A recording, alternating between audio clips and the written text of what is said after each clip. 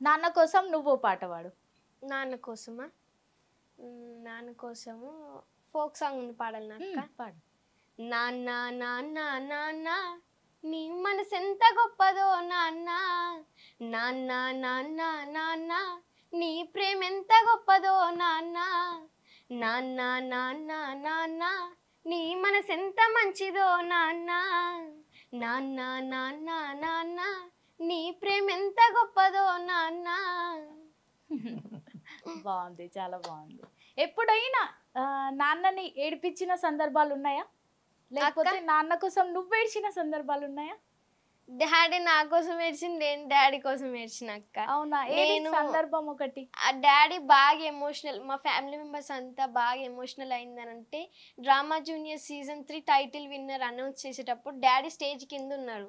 నాకు వస్తుందో రాదో అని డాడీకి టెన్షన్ అవుతుంది. అందరికి డాడీ స్టేజ్ కింద ఉంటే మమ్మీ స్టేజ్ పైన ఉంది, నాతోనుంది, పేరెంట్స్ ఉండాలి.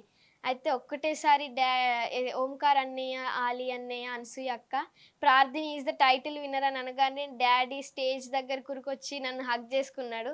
అది అందరికీ ఎమోషనల్ మూమెంట్ అక్క, అది ఎప్పటికి మర్చిపోలేము మేము. అది అనసూయ అక్క కూడా ఎప్పటికి మర్చిపోదంట. అంతేనా?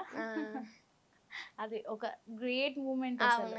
ప్రతి నాన్నకి అదొక గ్రేట్ మూమెంట్. నాన్నని బెదిరించావా ఇంట్లో? ఎట్లా? ఒక్కసారి మా కోసం.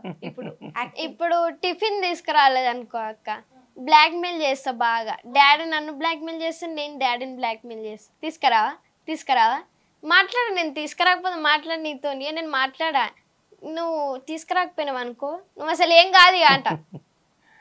బయట అందరు నాకు భయపడితే నేను భయపడాలి. ప్రతి నాన్న అంతే, కూతురికి భయపడాల్సిందే. నాన్న ఏమని బ్లాక్ మెయిల్ చేస్తారు నిన్ను? ఇప్పుడు ఏదైనా కొనిచ్చేది, నాకు ఏదైనా అవసరం ఉందా అక్క, ఏదన్నా అంటే డాడీ అది పాటలు ఇట్లా నేర్చుకోమంటుంది. అది ఒక్కొక్కసారి విరక్తి పుడుతుంది. అబ్బాయి ఏంది డాడీ ఊకే పాటలు నేర్పిస్తున్నా, నన్ను ఆడుకొని అని అంటే, నేర్చుకో పాట, నేర్చుకోవా పో. అయితే ఇక నీకు ఏం కొనిచ్చు లేదు, బజ్జీలు బుజ్జీలు అనుకుంటా కొనియమంటావు కదా, egg puff curry puff burgers ఉంటాయి కదా అక్క, ఆ స్కూల్కి పోమ్మనంటే పోన్ డాడీ అని అంటే, ఇలా సాయంత్రం బర్గర్ ఇప్పించుడు ఉండదు నీకు, గంతే పోతావా, బర్గర్ కావాలి నానంటే ఖచ్చితంగా పోవాల్సి వస్తుంది అక్క. బర్గర్ కోసమన్నా పోతాను నేను స్కూల్కి. అయ్యయ్యో, స్కూల్కి పోవడానికి సతాయిస్తుందా మిమ్మల్ని? చాలా. అవునా? చెప్పినా కదమ్మా, పలక కాదు పాట కావాలంటది. అంతేనా? పలక కాదు పాట కావాలి, నాకు ఆట కావాలని, రెండు. అట్లా చెప్పిందంటే ఇట్లా డ్యాన్స్ చేసుడు ఎగురుడు అని. బుక్కులు పట్టమంటే మాత్రం అవి ముంగటేసే వరకు వీటి మీద మనసు పోదు, వీటి మీద రాత రాదు. మీరు ప్రార్థన వాళ్ళ స్కూల్కి పోయినప్పుడు ఎట్లుంటుంది? చెప్తారు వాళ్ళు చెప్తారు, తిన మీద కాంప్లిమెంట్ చెప్తారు, కాంప్లిమెంట్స్ చెప్తారు. కంప్లైంట్స్ ఏముంటాయి ఎక్కువ? మ్యాథ్స్ చేసుకొస్తలేదు. మీకు ఎప్పుడైనా బాధ అనిపించిందా, అయ్యో అనవసరంగా కళారంగంలోకి తీసుకొచ్చినా మంచిగా చదువుతుండే అని, అంటే టీచర్స్ కంప్లైంట్ చేసినప్పుడు మీకు? ఫస్ట్ బాధ ఉండేమ్మా. తను ఎప్పుడైతే డ్రామా జూనియర్స్లో ఆంధ్ర తెలంగాణ రెండింటి దగ్గర నుంచి కూడా పోటీ పడి, ఆంధ్ర వాళ్ళు ఎంత ఫాస్ట్ ఉంటారు కళలు, అంతే, వాళ్ళను వీళ్ళని ఇద్దరిని ఓడించి ఎప్పుడైతే టైటిల్ విన్నర్ తీసుకొచ్చిందో అప్పటి నుంచి ఈమెను కళారంగంలోనే వదిలేసేయాలి. అసలు కళ అనేది గాడ్ గిఫ్ట్. అందరూ డబ్బులు పెట్టినా అది కొనలేము, కానీ చదివినా రాదు, మంత్రం పట్టదు. నేర్చుకున్నానంటే నేర్చుకున్నట్టు ఉంటుంది, కానీ కళలో నటించడం వేరు, జీవించడం వేరు. తను జీవిస్తుంది ప్రతి సబ్జెక్ట్లో, ప్రతి పాత్రలో జీవం పోస్తుంది, జీవిస్తుంది.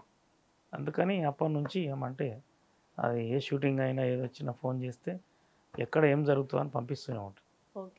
నేను కూడా వెళ్తుంటా, అప్పుడప్పుడు వాళ్ళ మమ్మీ ఎక్కువ వెళ్తుంటాను. ఏదైనా మీరిద్దరు కలిసి ఒక డైలాగ్ చెప్పండి.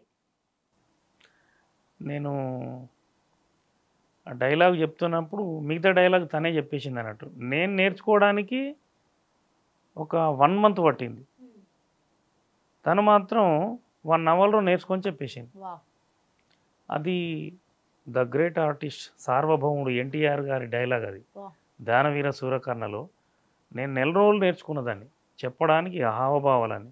తను నెల రోజుల డైలాగ్ ఒక 1 అవర్లో నన్ను చూసి చెప్పింది. నేను చెప్తుంటే దర్వాసాటుకుండి విని నేర్చుకున్నది.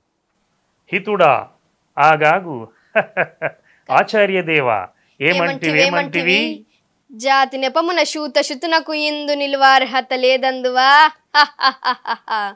ఎంత మాట ఇది క్షాత్ర పరీక్షయే గాని క్షత్రియ పరీక్ష కాదు. ఇది కుల పరీక్షే అందువా. నీ తండ్రి భరద్వాజుని జననమెట్టిది, అతి జుగుప్సాకరమైన నీ సంభవం ఎట్టిది.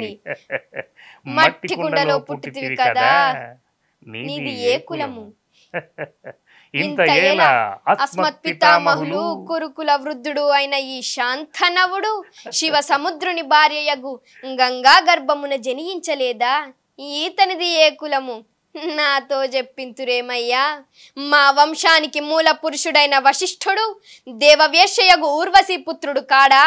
అతడు పంచమ జాతి కన్యైన అరుంధతి ఇందు శక్తిని, ఆ శక్తిని చండాలంగా ఎందు పరాశరుని, ఆ పరాశరుడు పల్లె పడుచైన మత్య గాంధీ ఇందు మా తాత వేశ్యుని, మా తాత వేశ్యుడు విధావరండ్రైన మా పితామహి అంబికతోటి మా తండ్రిని, మా పిన పితామహి అంబాలికతో మా పిన తండ్రి పాండురాజును, మా ఇంటి దాసితో ధర్మ నిర్మాణజనుడై మీచే కీర్తించబడుతున్న ఈ విదుర దేవుణ్ణి కనలేదా. సందర్భావసరములను బట్టి క్షేత్ర బీజ ప్రాధాన్యములతోటి సంకరణమైన మా కురువంశము ఏనాడో కులహీనమైనది కాగా నేడు కులము అను వ్యర్థవాదములెందులకు. వావ్, గంటలో నేర్చుకున్నావా ఇది? 1 అవర్లో నేర్చేసుకున్నాను. ఎట్లా నీకు ఇవన్నీ పదాలు ఎట్లా గుర్తున్నాయి మరి? కష్టం కదా డైలాగ్, చాలా కష్టం, చాలా పెద్దది కూడా. ఏమో అక్క, డైలాగ్స్ అంటే గుర్తుండే కానీ చదువు అంటే గుర్తుండదు. అది నేర్చుకోవాలని బుక్ ముందర పెట్టుకొని ఇట్లా అనుకుంటే ఇట్లా ఎక్కాయి అవి. అదే డైలాగ్స్ అనగానే జల్ది వచ్చేస్తుంది. అది ఎట్లా వస్తుంది నాకు కూడా తెలియదు.